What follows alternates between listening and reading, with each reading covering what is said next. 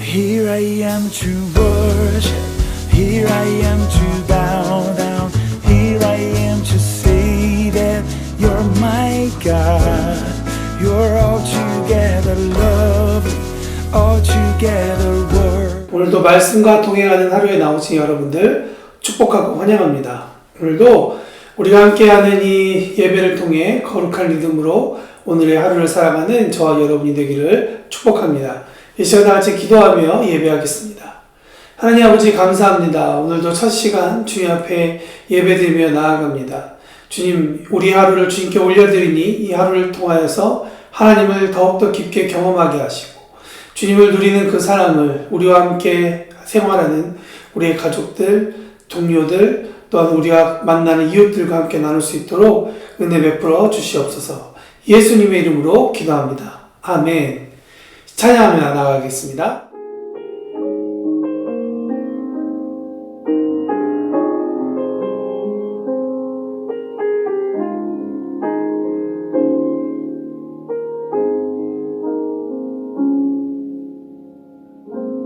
나의 기도하는 것보다 더욱 응답하실 하나님, 나의 생각하는 것보다 더욱 이루시는 하나님, 우리 가운데 역사하신 능력대로 우리들의 간구함을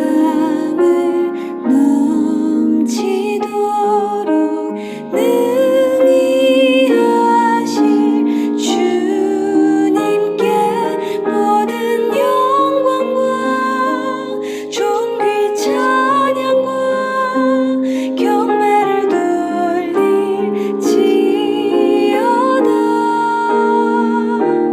모든 영광과 존귀 찬양과 경배를 돌릴지어다.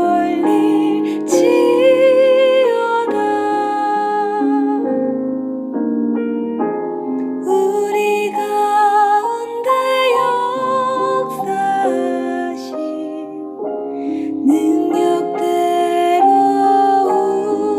우리들의 간구함을 넘치도록 능히 하실 주님께 모든 영광과 존귀 찬양과 경배를 돌릴지어다.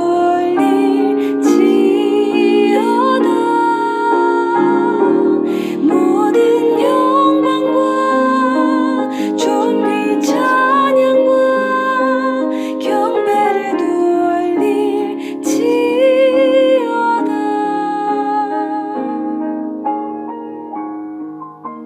네, 우리 오늘 함께 나눌 말씀은 출애굽기 16장 11절부터 20절에 있는 말씀인데요.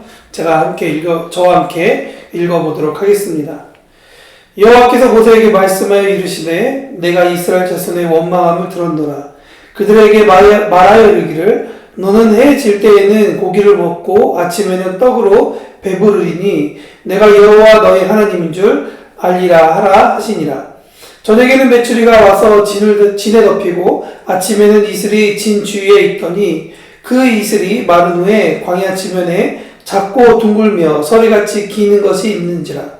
이스라엘 자손이 보고 그것이 무엇인지 알지 못하여 서로에게 이르되 이것이 무엇이냐 하니 모세가 그들에게 이르되 이는 여호와께서 너희에게 주어 먹게 하신 양식이라.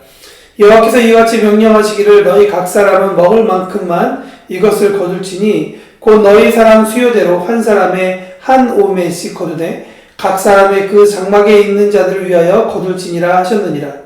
이스라엘 자손이 그와 같이 하였더니 그 거둔 것이 많기도 하고 적기도 하나 오멜이 되어 본즉 많이 거둔 자도 남음이 없고 적게 거둔 자도 부족함이 없이 각 사람은 먹을 만큼 거두었더라. 모세가 그들에게 이르기를 아무든지 아침까지 그것을 남겨두지 말라 하였으나 그들이 모세에게 순종하지 아니하고 더러는 아침까지 두었더니 벌레가 생기고 냄새가 난지라 모세가 그들에게 노하니라. 아멘. 여러분, 푸른나무 교회는 살아있는 예배와 문화로 다음 세대를 세우는 교회입니다. 문화란 무엇일까요? 많은 이야기를 담을 수 있는데 그 중에 저는 이 단어와 연결된다고 생각합니다. 바로 라이프 스타일입니다. 굳이 해석하자면 이런 방식으로 살아가다라는 의미가 될 것 같습니다. 문화란 살아가는 방식의 교집합입니다. 이를테면 뜨거운 기름을 사용한 음식이 많은 중국은 긴 젓가락을 또한 나무 젓가락을 사용하고 생선을 주로 먹는 일본은 가시를 잘 바르기 위한 목적으로 짧은 젓가락을 씁니다. 그렇다면 우리나라는 어떻게 쓸까요? 우리나라는 밥과 국을 함께 먹어야 했기에 두 나라에게는 없는 나무가 아닌 쇠로 젓가락과 수저를 만들어서 음식을 먹게 됩니다.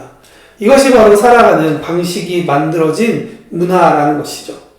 그래서 수저와 젓가락만 바라보더라도 그 나라가 어떤 류의 음식이 그 땅 가운데서 나는지, 또 어떻게 경작하는지, 어떤 류의 해산물을 얻게 되는지를 알게 된다는 것이죠. 이것을 보면 그 땅이 어떠한 지형을, 어떠한 영토를 갖고 있는지 가늠하게도 할 수 있는 것 같습니다. 문화를 이렇듯 살아가는 방식을 담아낼 뿐만 아니라 앞으로 어떻게 살아남을지에 대해서도 이야기하고 있다는 것이죠. 그렇다면 이제 막 광야로 나온 이스라엘 백성은 어떤 방식으로 살아갈까를 고심하지 않을 수가 없습니다. 만약에 이스라엘이 이집트, 바로 애굽의 광야 이전의 삶으로 돌아가게 된다면 그들이 과연 광야에서 살아남을 수 있을까요? 애굽에서 있을 때에는 고대기내도 집으로 돌아가면 아마 고기를 먹을 수 있었고 고기를 삶을 그런 그릇도 있었던 것 같습니다. 그리고 그들이 빵도 배부르게 먹었을 것이다 라고 유추해 볼 수 있습니다. 그러나 지금 광야에서는 그 고기를 삶을 그릇도 없고 빵도 먹을 수 없었습니다. 게다가 집도 없었죠. 그래서 불만이고 불평이었던 것이 이스라엘의 모습입니다.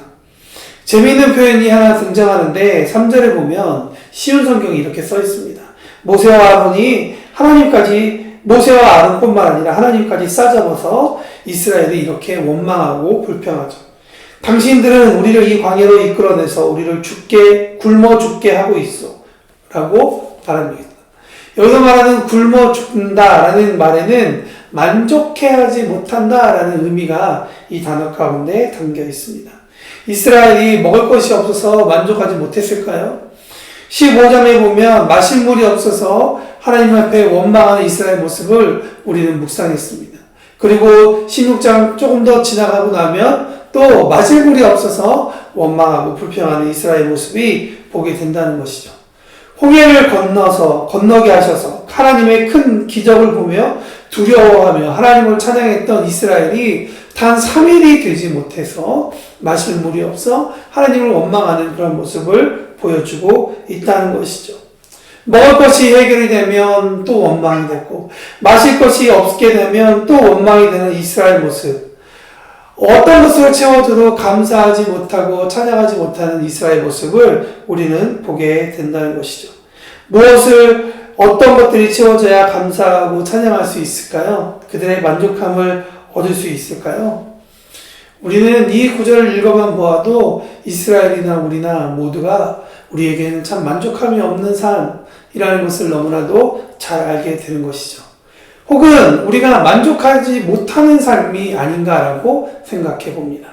이를테면 하나님께서 우리 인간을 디자인하실 때 하나님의 형상으로 디자인하셨기 때문에 하나님께서 우리 가운데 함께 계셔야만 우리에게 만족함이라는 것을 얻게 되는데 하나님을 배척하고 하나님으로부터 떨어져 있는 하나님의 길로부터 멀리 떨어져 있는 모든 죄된 인간은 죄의 일을 하면 할수록 하나님으로부터 멀어지고 하나님께서 계셔야 할 그 자리에 다른 빵과 먹을 것과 마실 것으로 채우려고 하니 그 가운데 만족함이 없는 건 아마도 당연하지 않을까 생각을 해봅니다. 여러분, 이 말씀을 듣고 있는 우리도 이제 막 이집트를 탈출하여 광야에 있는 이스라엘과 같은 모습이 있지 않은지 한번 생각해 보면 좋겠습니다. 이스라엘처럼 홍해를 건너기 전에 이전의 삶의 방식을 여전히 살고 있지 않은지 생각해 봐야 합니다. 우리도 이스라엘도 이미 홍해를 지났다는 것입니다.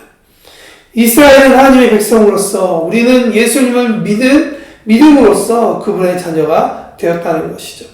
이전에 하나님을 몰랐던 식의 방식으로 더 이상 살아갈 수 없다는 것입니다. 이 사실을 잃어버린 채 우리가 자꾸만 이전의 방식으로 살아가게 된다면 우리는 계속 그런 방식으로 살려 할 때 우리 가운데 부딪히는 일들이 많게 된다는 것을 기억해야 할 것입니다.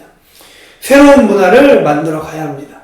하나님께서 우리 교회 가운데 특별히 새로운 문화를 만들어 가라고 명령하셨습니다. 이것은 우리 교회 지역 사명뿐만 아니라 푸른나무 교회를 다니고 있는 푸른나무의 한 가족된 우리 한 사람 한 사람에게 주시는 동일한 도전이라고 저는 믿습니다. 예수님께서 말씀하십니다. 이전 것은 지나갔으니 보라 새 것이 되었다 라고 말씀하십니다. 새 술은 새 부대에 넣어야 모두가 다 안전하고 보호될 수 있는 것입니다. 우리의 오늘이 하나님께서 이끄시는 방식으로 살아가는 새로운 문화로 시작되는 혹은 지금처럼 잘 잡아내는 그런 하루가 되기를 축복합니다.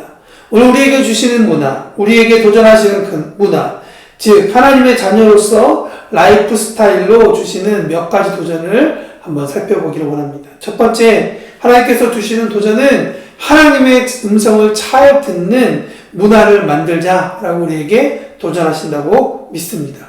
하나님의 음성을 잘 듣는 문화를 만들자. 아마 이것은 기본 중에 기본일 것입니다. 하나님의 백성이 하나님의 음성을 들어야 한다는 것이죠. 밥을 잘 먹으려면 어떻게 해야 됩니까? 밥을 먹으라는 소리를 들어야 합니다. 그것이 엄마의 잔소리이든 알람이든 동료의 말이든 아니면 배꼽의 시계이든 말이죠. 우리는 가장 기본적인 일들을 안에서 몸도 영혼도 망가진 일들을 경험합니다.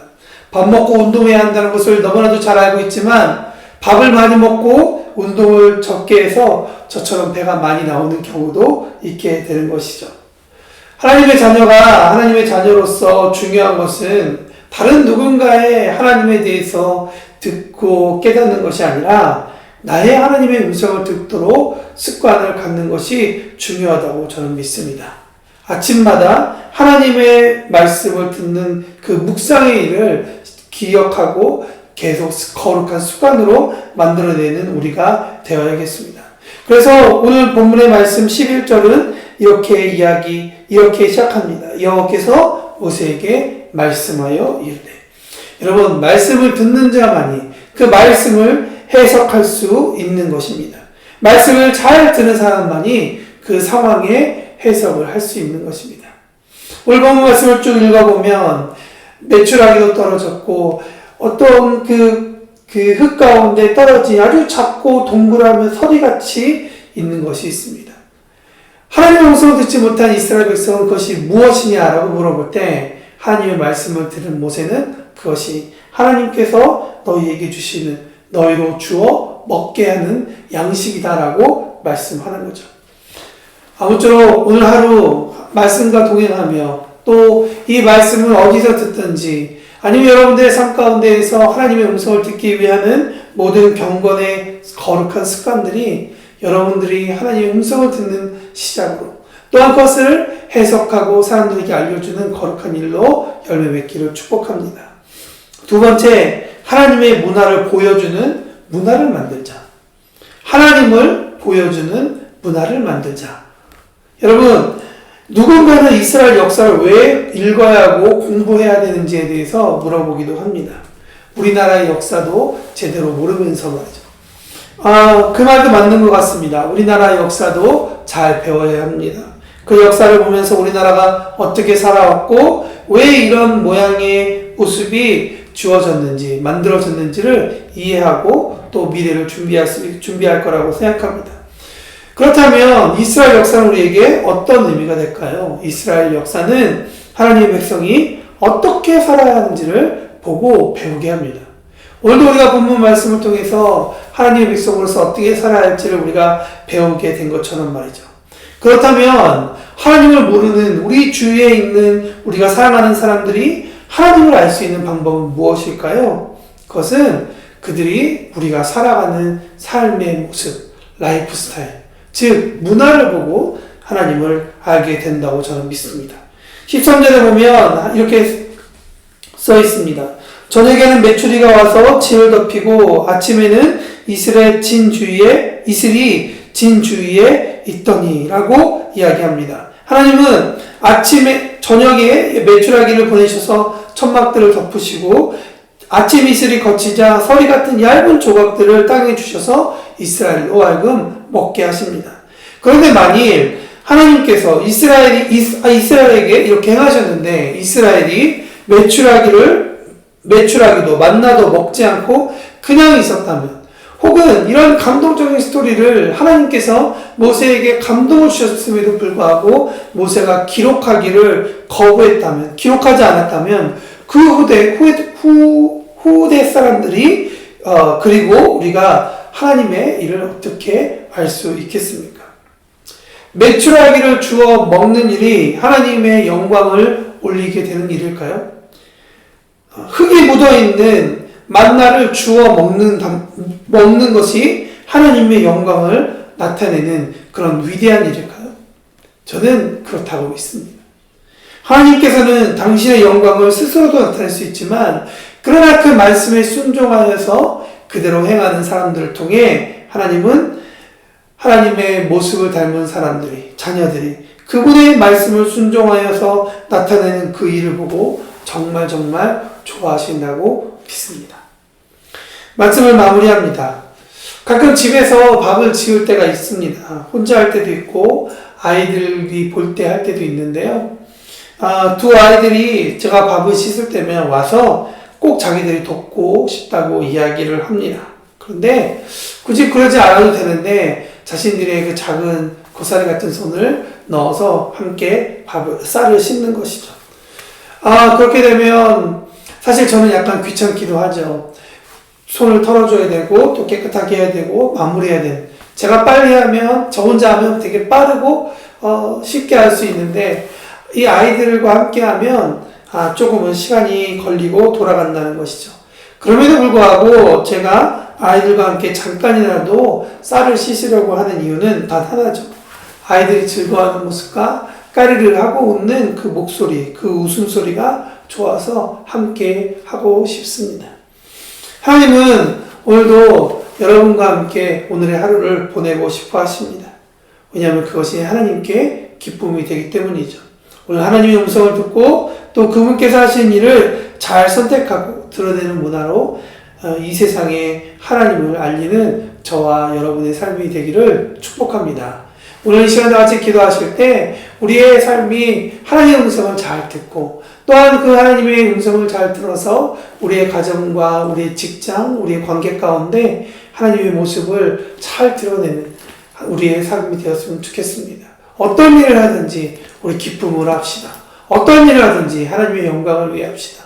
그런 일이 될 수 있도록 기도해 주시고요. 청년교회를 위해서 기도하실 때에도 똑같은 그러한 고민들, 그러한 일들이 우리 가운데 있을 텐데 주님, 하나님의 영광을 위해서 들은 부르심과 또한 그들이 가지고 있는 거룩한 부담감으로 이 사회 가운데 거룩한 청년으로서 나아갈 수 있도록 도와달라고 우리 함께 기도했으면 좋겠습니다. 오늘 하루도 승리하는 저와 여러분이 되기를 축복합니다. 다 같이 기도하겠습니다.